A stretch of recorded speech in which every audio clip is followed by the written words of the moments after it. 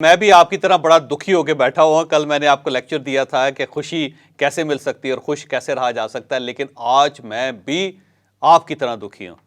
اور میں دکھی کیوں, اس کی وجہ اخراجات ہیں. آپ یقین کریں کہ پاکستان کے اندر مہنگائی اتنی زیادہ ہے, اتنی زیادہ ہے, اتنی ہی زیادہ ہے کہ ہم نے کبھی تصور بھی نہیں کیا تھا.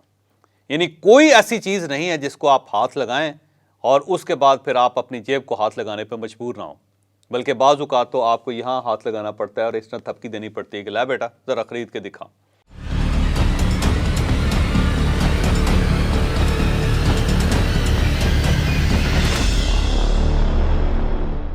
یعنی پاکستان میں کبھی ایسا ہوا ہی نہیں تھا کہ کیلے جو ہیں وہ 600-700 روپے درجن ہو. یعنی اس کو ہماری امیجنیشن سوچ ہی نہیں سکتی کہ ایسا بھی ہو. یا تربوز جو ہے وہ 700-800 روپے کا ہو. میں تربوز خریدنے کے لیے گیا تو ایک تربوز میں نے پسند کیا تو میں نے کہا کتنے کا, اس نے کہا 1500 روپے کا. میں نے کہا ہیں, میں نے کہا بھائی 1500 روپے کا تربوز ہے؟ اس نے کہا جی ہاں تربوز ہے. میں نے کہا اس کو تربوز کہتے ہیں جو 1500 کا؟ کہتے ہیں ہاں تربوز ہے. اور میں نے کہا اسی کی قیمت 1500 ہے. اس نے کہا جی اسی کی قیمت 1500 ہے. میں نے کہا یار حد ہوگی, تربوز 1500 روپے کا کیسے ہو سکتا ہے؟ اس نے کہا جناب ہوئے وہ مدت ہو گئی ہے, مجھے لگتا ہے آپ پہلی مرتبہ خرید رہے ہیں چودھری صاحب.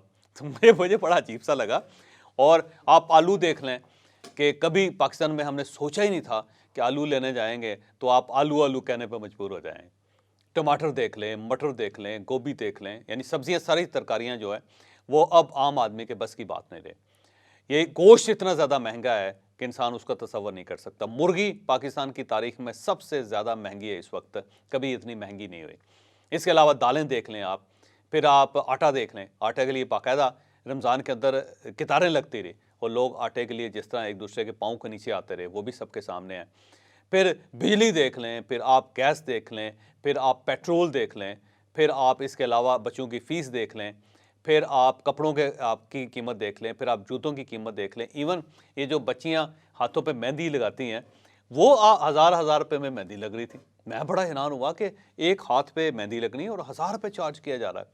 تو یہ بہت زیادہ اخراجات ہیں, اور اتنے زیادہ اخراجات ہیں کہ جو میرا نہیں خیال کہ پاکستان میں اب کوئی شخص افورڈ کر سکتا. ہمیشہ یہ کہا جاتا ہے نا کہ ایک جو غریب آدمی ہے وہ چیزیں افورڈ نہیں کر سکتا. پھر مڈل کلاس کے بارے میں کہا جاتا ہے کہ شاید یہ افورڈ نہیں کر سکتے. پھر کہا جاتا ہے اپر کلاس تو بہرحال افورڈ کرتی رہے گی.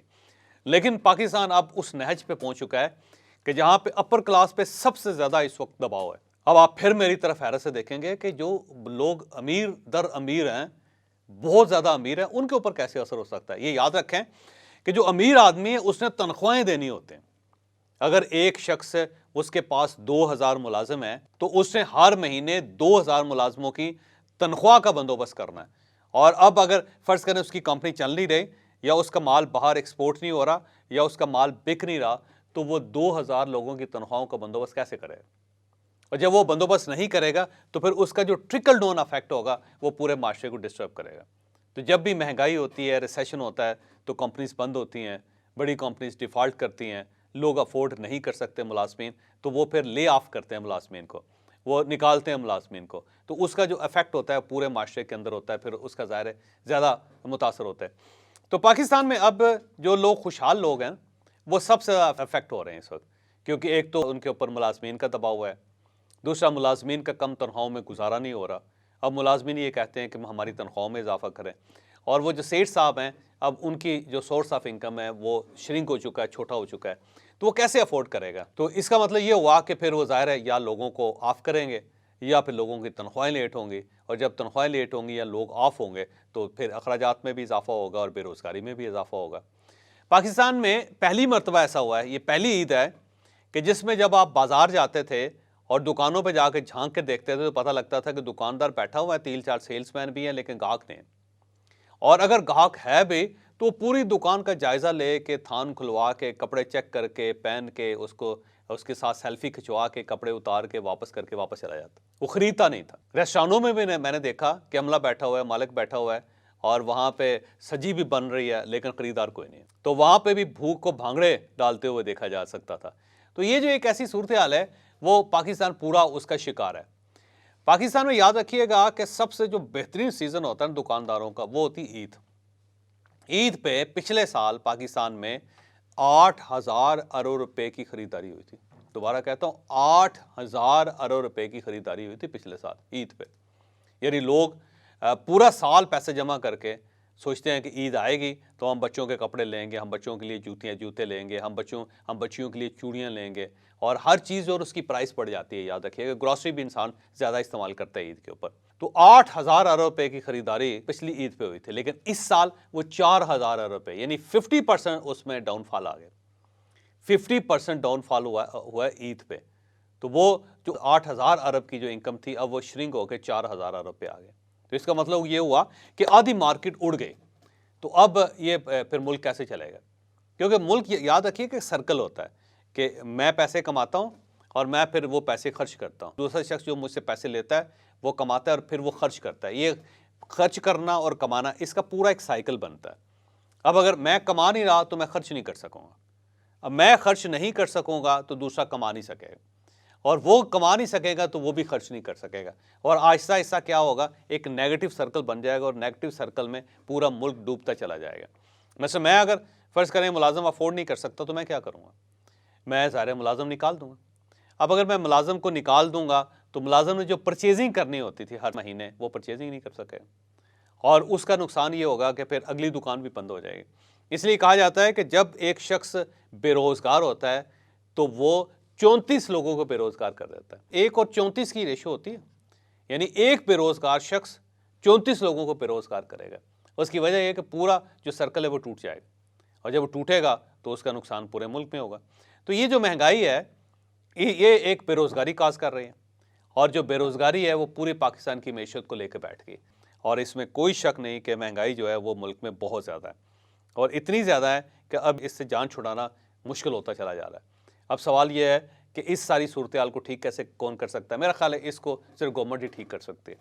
جب تک پاکستان کے اندر سٹیبلٹی نہیں ہوگی اس وقت تک پاکستان معاشی طور پہ مستحکم نہیں ہو سکتا.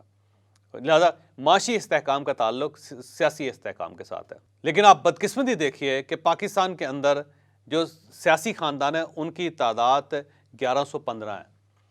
1115 لوگ ہیں جو میٹر کرتے ہیں پاکستان میں, اور وہ 1115 لوگ جو ہیں اس وقت پورے پاکستان کا انہوں نے بیڑا کر کیا. وہ صرف اپنی کرسی کے لیے, اپنے اقتدار کے لیے لڑ رہے ہیں. مثلا عمران خان صاحب دیکھیں, عمران خان صاحب کا ایشو کیا ہے, وہ کیا چاہتے ہیں؟ عمران خان صاحب صرف ایک چیز چاہتے ہیں کہ بائی ہک اینڈ کروک مجھے واپس لایا جائے اور مجھے وزیر اعظم بنایا جائے, اور اس کے لیے وہ پورے ملک کو داؤ پہ لگانے کے لیے تیار ہے. یعنی کوئی ایسا کام نہیں ہے جو انہوں نے پاکستان کا بیڑا غرق کرنے کے لیے نہ کیا. یعنی آپ دیکھیں کہ جو ہی آپ کی گورنمنٹ گئی تو اس کے بعد آپ ایک نیریٹو لے کے سڑکوں پہ آ گئے. جب بھی پاکستان کی معیشت میں تھوڑی سی جان آنے شروع ہو جاتی تھی تو آپ لانگ مارچ شروع کر دیتے تھے, اور کتنے لانگ مارچز آپ نے ٹرائی کی, اس کا نتیجہ دیکھ لیں. پھر جب تھوڑا سا پھر گورنمنٹ کو بحال ہونے لگی تو پنجاب اور خیبر پختونخوا کی اسمبلیاں توڑ دیں, اور اس کے بعد جتنا کرائسس اور قیاس ہے آپ کے سامنے کہ جب بھی IMF کی ڈیل ہونے لگتی ہے جس سے گورنمنٹ کو یا پاکستان کو ریلیف مل سکتی ہے تو عمران خان صاحب کچھ نہ کچھ ایسی گڑبڑ کر دیتے ہیں کہ جس کا نتیجہ آپ کے سامنے. پھر آپ PDM کی گورنمنٹ کو لے لیجئے کہ PDM کی گورنمنٹ کیوں آئی, کیوں بنے؟ وہ صرف اور صرف اپنے اقتدار کے لیے بنے. اور آج بھی پرائم منسٹر ہوں یا PDM کے باقی وزراء ہوں, وہ کس لیے اسٹرگل کر رہے ہیں؟ وہ اس لیے اسٹرگل کر رہے ہیں کہ ہماری گورنمنٹ نہ جائے, ہمیں قائم رہنا چاہیے, ہمیں آگے بڑھنا چاہیے. اور اسی طرح اگر آپ تھوڑا سا آگے لے جائیں تو اسٹیبلشمنٹ کو دیکھ لیں. اسٹیبلشمنٹ جو ہے وہ بھی خوف زدہ ہے نئے الیکشنوں سے, نئے سیٹ اپ سے, کیونکہ سب کا خیال یہ ہے کہ اگر عمران خان صاحب واپس آ گئے تو وہ بہت سارے عہدیداروں کو ڈی نوٹیفائی کر دیں اور پورے سسٹم کو ری شیپ کر دیں, جو ظاہر ہے اسٹیبلشمنٹ یا ریاست جو افورڈ نہیں کر سکتی اس وقت. اور اس کے بعد بیوروکریسی کو دیکھ لیجئے. بیوروکریسی جو ہے نا وہ تیل دیکھ رہی ہے, تیل کی دھار دیکھ رہی ہے, ایک سائڈ پہ بیٹھی ہوئی ہے. وہ کہہ رہی ہے کہ جو جیتے گا بس ہم اس کے نعرے لگانا شروع کر دیں. اور پھر سپریم کورٹ آف پاکستان دیکھ لیجئے. اور سپریم کورٹ آف پاکستان کے اندر کیا ہے, ایک سپلٹ ہے, 7 ججز ایک سائڈ پہ, 8 ججز ایک سائڈ پہ. اور جو 8 ججز ہیں وہ چاہتے ہیں کہ عمران خان صاحب آئیں کیونکہ ان کی بقا عمران خان صاحب کے ساتھ وابستہ ہے. ان کا خیال یہ ہے کہ اگر عمران خان صاحب نہیں آتے اور قاضی فائز عیسیٰ صاحب چیف جسٹس بن جاتے ہیں تو وہ ہم سب کو انتقام کا نشانہ بنائیں گے. تو اپنی سکن بچانے کے لیے وہ بھی لگے ہوں. تو اب یہ ساری صورتحال کو اگر آپ دیکھیں تو یہ جو 1115 خاندان ہے یہ سب ایک دوسرے کے ساتھ انٹر لنکڈ ہیں. یہ صرف اپنی گیم میں لگے ہوئے ہیں, اور اس کا نقصان یہ ہو رہا ہے کہ 23 کروڑ کی عوام جو اس وقت ہے وہ حیرت سے کبھی پارلیمنٹ کی طرف دیکھتی ہے, کبھی پرائم منسٹر کی طرف دیکھتی ہے, کبھی وہ سیکریٹریٹ کی طرف دیکھتی ہے, کبھی وہ سپریم کورٹ آف پاکستان کی طرف دیکھتی ہے. اور وہاں پہ جو ایک میوزیکل چیئر چل رہی ہے وہ میوزیکل چیئر صرف اس لیے چل رہی ہے کہ کس شخص کو اقتدار میں آنا چاہیے اور کس شخص کو اقتدار سے نکلنا چاہیے، اور اس کا نقصان یہ ہے کہ 23 کروڑ لوگ اس وقت معاشی دلدل میں دھنسے ہوئے ہیں۔ اب اس دلدل سے نکالنا جو ہے اس کے لیے ضروری ہے کہ گورنمنٹ ایک فیصلہ کرے، اپوزیشن ایک فیصلہ کرے، ایک پولیٹیکل سٹیبلٹی آئے اور اس کے بعد پھر مارکیٹ چلے۔ اب اگر پولیٹیکل سٹیبلٹی نہیں آتی تو پھر اکنامک سٹیبلٹی بھی نہیں ہوگی، اور اس کا نتیجہ آپ کے سامنے ہے۔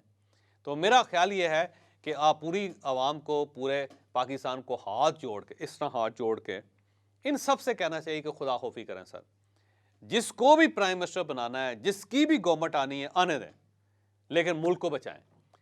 کہیں ایسا نہ ہو کہ پرائم منسٹر چینج ہو جائے، گورنمنٹ چینج ہو جائے، لیکن ملک اس قابل نہ رہے کہ اس کو گورن کیا جا سکے یا اس کو چلایا جا سکے۔ یہ بالکل ایسے ہے کہ کشتی جو ہے اس کے اندر، اس کے پیندے میں سوراخ ہوا ہے، اور جو اندر مسافر بیٹھے ہوئے ہیں وہ چپوؤں پہ لڑ رہے ہیں کہ چپو میرے حوالے کر دو، چپو میرے حوالے کر دو، چپو میرے حوالے کر دو۔ بھائی کشتی کی طرف بھی تو دیکھیں، وہ بھی تو ڈوب رہی ہے، اسے کس نے بچانا ہے؟ تو پاکستان واقعی اس وقت مہنگائی کی دلدل میں دھسا ہوا ہے، ہر شخص اخراجات کی وجہ سے پریشان ہے، اور صرف میں یا آپ پریشان نہیں ہیں، میرا دعویٰ ہے کہ پاکستان کے جرنیل ہوں، پاکستان کے ججز ہوں، پاکستان کے سیاستدان ہوں، پاکستان کے بیوروکریٹس ہوں، پاکستان میں ایک بھی ایسا طبقہ اس وقت نہیں بچا ہوگا کہ جو اس وقت رو نہ رہو۔ تو اس آہو بکا سے، اس رونے رلانے سے اگر آپ نکلنا چاہتے ہیں تو کسی ایک پیسفل سلوشن کی طرف چلے جائیں، اور اگر آپ وہ نہیں کرتے تو یاد رکھیں کہ پھر ہم سروائیو نہیں کر سکیں گے، کیونکہ ہمارے پاس 2-3 مہینوں سے زیادہ ٹائم نہیں ہے، اور اگر ہم نے یہ ٹائم بھی ضائع کر دیا تو یہاں پہ کوئی پرائم منسٹر ہو یا نہ ہو پھر کوئی فرق نہیں پڑے گا۔ پھر یا تو اس ملک میں مارشل لا لگانا پڑے گا یا پھر آپ کو اسے ڈیفالٹ ڈکلیئر کرنا پڑے گا، بالکل سری لنکا جیسی صورتحال ہو جائے گی، خدا نہ خواستہ۔ اور اگر سری لنکا جیسی صورتحال ہو گئی تو آپ یقین رکھیں کہ یہ 1115 خاندان بچیں گے نہیں، پھر لوگ ان کے اوپر حملہ کریں گے، لوگ پھر ان کے ساتھ وہی سلوک کریں گے جو سری لنکا کے اندر لوگوں نے سیاستدانوں کے ساتھ کیا تھا۔ تو اگر آپ اس انجام سے بچنا چاہتے ہیں تو میرا پھر آپ کو ایک ہی مشورہ ہے کہ اس ملک پہ رحم کریں۔ اگر آپ رحم نہیں کریں گے تو لوگ بھی آپ پہ رحم نہیں کریں گے۔